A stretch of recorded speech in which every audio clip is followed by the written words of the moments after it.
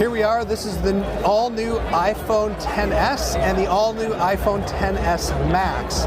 They just got announced today at Apple in Cupertino, and they look exactly like the iPhone X, except this one has a new gold color.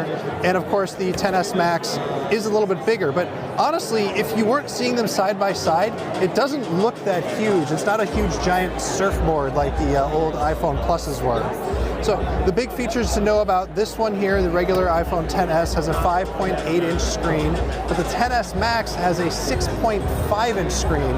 They are, of course, OLED. They're Super Retina displays, and they are, they feel great. They don't slip out of the hand. They look really good. The screens are really fast. They have 120 hertz refresh rate, so everything can move around really fast. They have better sound, so there are louder, wider stereo speakers on the top and the bottom, so when you're watching a movie, they sound better. They also fully support HDR, so if we can go in here, see if we've got any videos. Right here, you can look at a video. You can see, of course, it looks pretty good. It does, of course, have the notch because it supports Face ID. Face ID is improved on this device. It's a little bit faster. The secure enclave that supports Face ID is a little bit faster. Of course, I'm not paired to this thing, so I don't have that, but I can't show you that. But I can, of course, show you an emoji.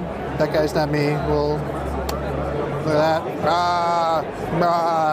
An emoji, of course, works. So that exists. But the other thing to know about these is they have better water and dust resistant. They're full IP68. But the big news here are the cameras, as it always is with the S model. So on the back, you've got dual 12 megapixel cameras. But Apple's done some of the machine learning work that Google's already done on the Pixel to make them faster and better. So if I open up the camera app here, you can see, of course, we can go into portrait mode here, and we'll take a picture. It's detecting his face here.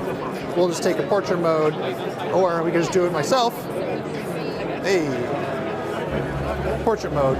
But what's interesting is when you go to edit the photo, you are able to change the f-stop here so that you can customize how much bokeh you want. And so you can see it's really blurry in the background there, and then it sharpens way up when you open up all the way there. So that's pretty impressive.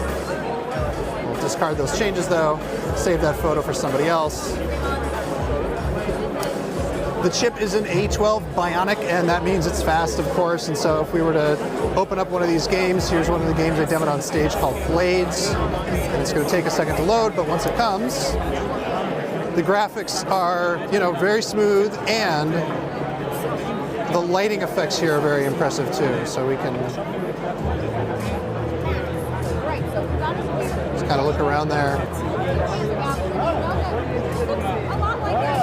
Turns out I don't know how to play this game. Oh, you just tap on the dude. Let's go kill this zombie.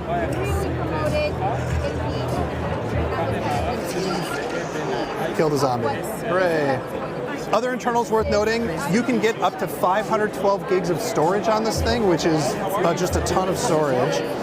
It also has a dual SIM system. So there's a single SIM card here, but it also has an eSIM, which means that you can have two carriers active at once, which is not something that most other phones can do. You might know the Google Pixel 2 has an eSIM and a regular SIM, but it can't have both active at the same time, so that's really nice. And I guess the last thing to mention about internals, it does have fast